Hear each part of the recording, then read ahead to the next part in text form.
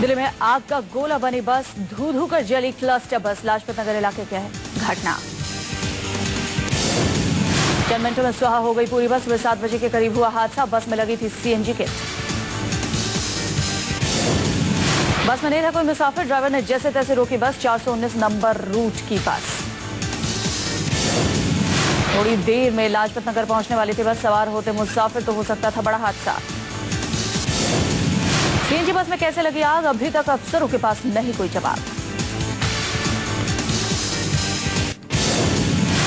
प्याज पर पड़ी महंगाई की मार। नासिक में मंडियों में हड़ताल। मंडी मजदूरों ने किया काम करना बंद। प्याज व्यापारियों और मजदूरों के बीच बढ़ा तनाव। मजदूर कर रहे हैं मजदूरी बढ़ाने की मांग, वहीं कारोबारियों से मजदूरी बढ़ाने से किया इनकार। प्याज की दो कीमत में देखी गई पिछले हफ्ते के मुकाबले 10 रुपए की तेजी। हरियाणा राजस्थान से आ रहे प्याज की कीमत 8 से 10 तो नासिक का प्याज 12 से 15 रुपए किलो बिका। मौजूदा वक्त में तकरीबन 20 से 25 रुपए किलो की बिक रही है प्याज। दिल्ली एनसीआर में भी प्याज ने आंखों में लाए आंसू। बाद कुछ दिनों में कीमतों में आया भारी उछाल। नासिक की प्याज मंडी का प्याज की कीमतों पर असर। प्याज कारोबारियों ने कहा नासिक में जल्द खत्म नहीं हुई मजदूरों की हड़ताल तो प्याज की कीमतों में आ सकती है और तेजी। कीमतों पर असर। प्याज कारोबारियों ने कहा नासिक में जल्द खत्म नहीं हुई मजदूरों की हड़ताल तो प्याज की कीमतों में आ सकती है और तेजी। मोदी सरकार के अच्छे दिन लाने के दावों पर लगा सवालिया निशान। मौसम विभाग की मानसून के रुलाने की खबर। इराक में जारी तनाव के चलते तेल की कीमतों में बढ़ोतरी की आशंका।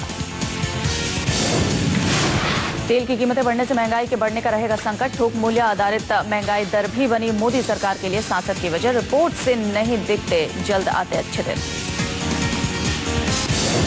थोक मूल्य आधारित रिपोर्ट के मुताबिक मई महीने में महंगाई दर 6.01% हो गई है, जबकि अप्रैल में महंगाई दर 5.2%।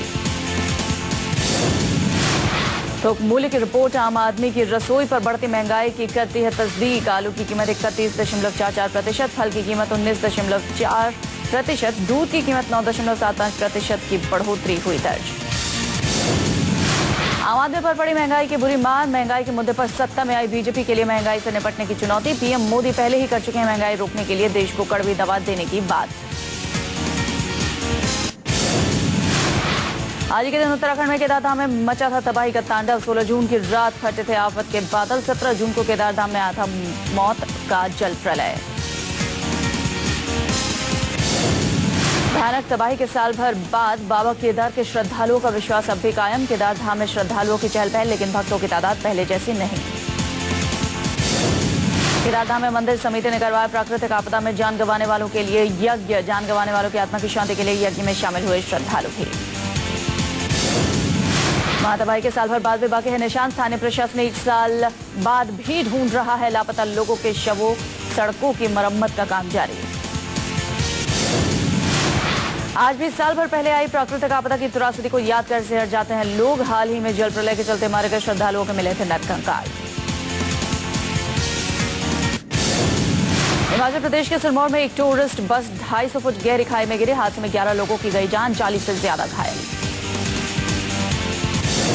आशंका है कि इस दर्दनाक हादसे में गई है 20 जानें। आधिकारिक तौर पर हुई है 11 जान जाने की पुष्टि। मौके से बरामद हो चुकी है 5 लाशें। बचाव कार्य जारी। 38 लोगों को खाई से निकाला गया है, ज्यादातर की हालत नाजुक। बस में यूपी के सहारनपुर के 60 लोग सवार थे। सभी यात्री रेणुका माता मंदिर से दर्शन कर लौट रहे थे वापस। शुरुआती पुलिस से जानकारी के मुताबिक बस रेणुका पॉइंट रोड से यूपी जा रही थी। एक मोड़ के पास बस को पीछे करते वक्त बस ड्राइवर के कंट्रोल से बाहर होकर 250 फुट गहरी खाई में जा गिरी बस।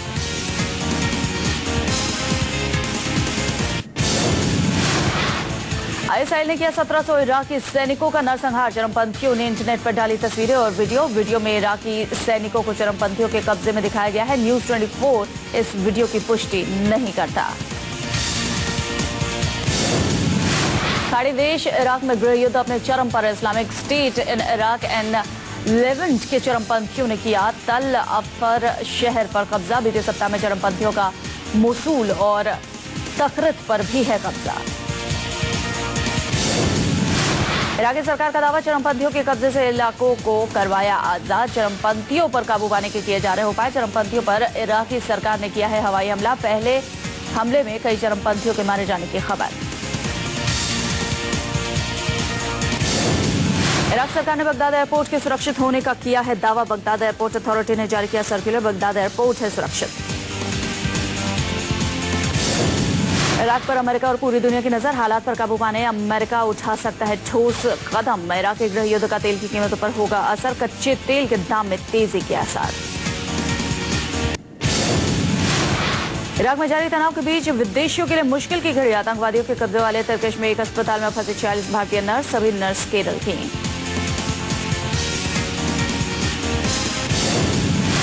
गृह युद्ध के सारे हालात पर भारतीय दूतावास के अधिकारियों की नजर। इराक में भारतीय नागरिकों की मदद के लिए दूतावास ने जारी किया हेल्पलाइन नंबर। भारत ही नहीं, दूसरे विदेशी नागरिकों के लिए भी इराक में गंभीर संकट। इंटरनेशनल संस्थाएं कर रही हैं इराक के हालात की पड़ताल। सभी देशों ने अपने नागरिकों के लिए जारी की चेतावनी। उत्तरी इराक के कई शहरों पर आतंकवादियों का कब्जा। तिर्कित, मोसूल समेत कई शहरों में आतंकवादियों के कब्जे के बाद बड़े पैमाने पर लोगों का पलायन जारी। अकेले मोसूल शहर से 50,000 लोग कर चुके हैं पलायन।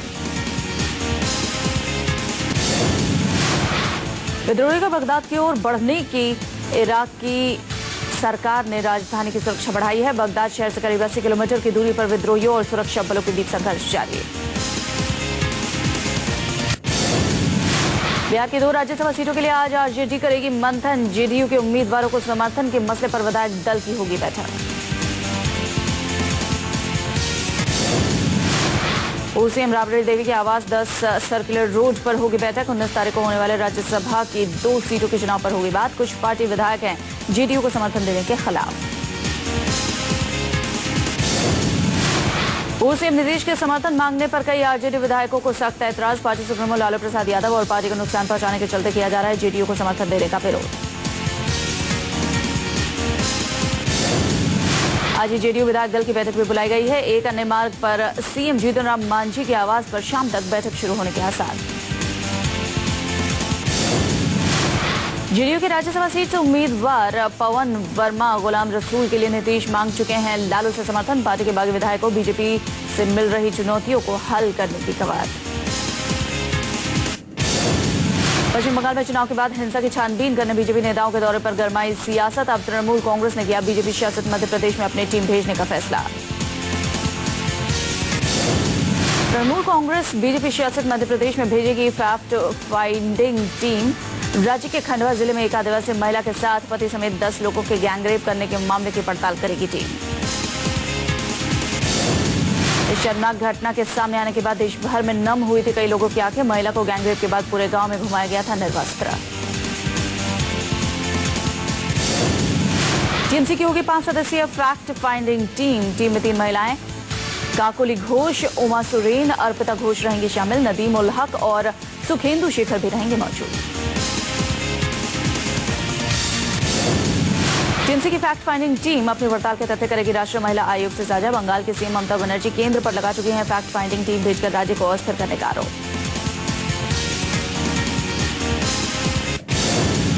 यूपी में महिलाओं के खिलाफ जुल्म नहीं ले रहे थमने का नाम। अब अलीगढ़ खौर कोतवाली में 15 साल की नाबालिग लड़की को उसके भाई ने मारी गोली। इंसानियत को कलंकित करने वाले मामले में लड़की की हत्या के बाद शव को जलाया गया। मामले की सूचना मिलते ही मौके पर पहुंची पुलिस। पुलिस ने मौके पर पहुंचकर पीड़ित की अधजली लाश को कब्जे में लिया। लड़की की हत्या के बाद फरार हुए घर वाले। फिलहाल मामले की तफ्तीश में जुटी है पुलिस, लेकिन शुरुआती जानकारी के आधार पर प्रेम प्रसंग के चलते ऑनर किलिंग का माना जा रहा है मामला। मारी गई लड़की 2 दिन तक रही थी घर से गायब। वापस लौटने पर उसके भाई ने गुस्से में आकर लड़की को उतारा मौत के घाट। प्रीति जिंटा और नेस वाडिया विवाद में नया मोड़। मशहूर अभिनेत्री की वकील का दावा, नहीं लगाए नेस के खिलाफ यौन उत्पीड़न के आरोप। अभिनेत्री प्रीति जिंटा के वकील ने इस हाई प्रोफाइल मामले में दी सफाई। कहा नेस पर सबके सामने अपशब्द बोलने, शर्मसार करने का लगाया था आरोप। छेड़छाड़ और यौन उत्पीड़न का नहीं लगाया था आरोप। वाडिया ग्रुप ने भी किया बयान जारी। पुलिस ने प्रीति के खिलाफ कोई शिकायत दर्ज करवाने से किया इनकार।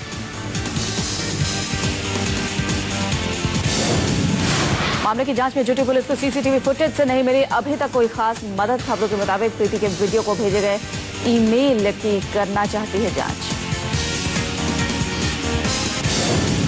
ईमेल में प्रीति ने वाडिया को उनके व्यवहार को लेकर जताई थी आपत्ति। प्रीति ने वाडिया पर 30 मई को आईपीएल मैच के दौरान बदसलूकी का लगाया था आरोप।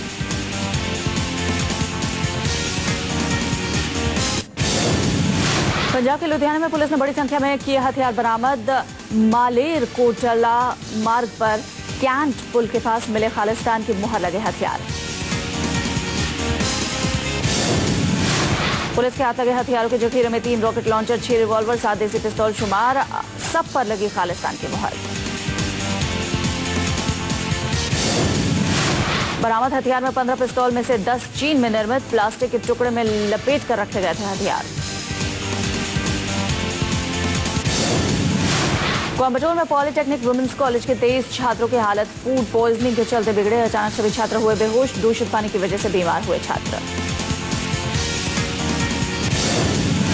पीड़ित छात्रों का दावा लंबे समय तक हॉस्टल टैंकर की सफाई न होने के चलते बिगड़ी तबीयत के बाद छात्रों को नजदीक के सरकारी अस्पताल में करवाया गया भर्ती। कॉलेज प्रशासन सवालों के घेरे में।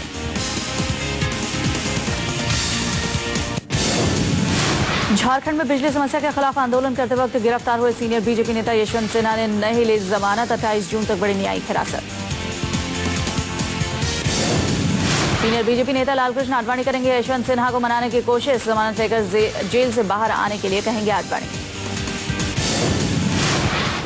बीजेपी अध्यक्ष राजनाथ सिंह के निर्देश पर राजीव प्रताप रूडी, शाहनवाज हुसैन कर चुके हैं सिन्हा को मनाने की कोशिश। जमानत न लेने के फैसले पर अड़े सिन्हा को अब आडवाणी के जरिए मनाने की कोशिश। 3 जून से न्यायिक हिरासत में जेल में बंद हैं सिन्हा और उनके 57 समर्थक। झारखंड विद्युत बोर्ड के महाप्रबंधक का घेराव करने और उन्हें रस्सियों से बांधने के आरोप में सिन्हा हुए थे गिरफ्तार।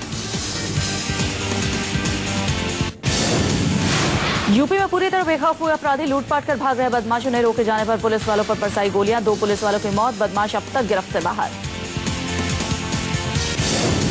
यूपी के फिरोजाबाद में 2 पुलिस वालों की हत्या के बाद बवाल। लोगों ने की तोड़फोड़। मरने वाले पुलिस वालों को 20-20 लाख का मुआवजा देंगे सीएम। फिरोजाबाद में 2 पुलिस वालों की मौत के बाद भीड़ का हंगामा। गुस्साए परिजनों ने NH2 को बंद किया और पथराव किया। पथराव में डीआईजी विजय सिंह जख्मी। फिरोजाबाद में सामने आया यूपी पुलिस का बेरहम चेहरा। सड़क पर जाम के चलते बाइक में मामूली टक्कर लगने पर कांस्टेबल ने टेम्पो चालक को लात, घूंसे और डंडे से पीटा। कानपुर के चीकरी इलाके में बेकाबू ट्रक ने 2 बाइक सवारों को रौंदा। हादसे में 1 बाइक सवार की मौत, साथ ही जख्मी। गुस्साई भीड़ ने ट्रक को आग के हवाले किया। यूपी में नहीं थम रहा है क्राइम का ग्राफ। अलीगढ़ के रसूलपुर गांव में पेड़ से लटकता मिला लड़की का शव। पुलिस मामले की जांच में जुटी। मुंबई में बच्चे के साथ छेड़खानी करने वाला सीरियल मॉलेस्ट एजाज अंसारी गिरफ्तार। नाबालिग मासूमों को बेला फुसलाकर बनाता था शिकार। 32 साल के सीरियल मॉलेस्ट एजाज अंसारी पर मुंबई के अलग अलग थानों में रेप और छेड़खानी के 14 से अधिक मामले दर्ज। पुलिस को 2 साल से थी इसकी तलाश। अहमदाबाद के साला में पड़ोसी की दरिंदगी। मामूली सी बात पर पड़ोस में रहने वाली 15 साल की मासूम बच्ची को घर में घुसकर जिंदा जलाया। सभी 10 आरोपी फरार। इलाहाबाद में सड़क पर सनकी शख्स का ड्रामा। लाल बत्ती के लिए खुद को एसपी कार्यकर्ता बताकर लगाई आग। मौके पर पहुंची पुलिस ने आरोपी शख्स को पकड़ा। दिल्ली के कई इलाकों में गंभीर जल संकट का दौर जारी। ईसापुर गांव में पानी की कमी से लोगों का जीवन बुरी तरह प्रभावित। बीते 15 साल से पानी सप्लाई बाधित। ईसापुर गांव के हर घर के सामने रखा होता है ड्रम। 15 दिनों में एक बार आने वाले टैंकर से भर जाते ड्रम। पानी के लिए कई बार आ जाती है लड़ाई की नौबत।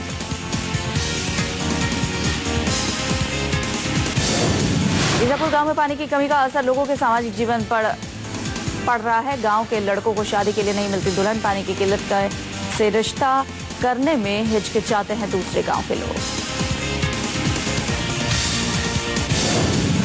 पाइपलाइन के ठीक नहीं होने से आ रही है पानी सप्लाई में दिक्कत। सबसे बड़ी बात, बीते 15 साल से प्रशासन और जनप्रतिनिधियों ने कभी भी नहीं दिया समस्या पर ध्यान।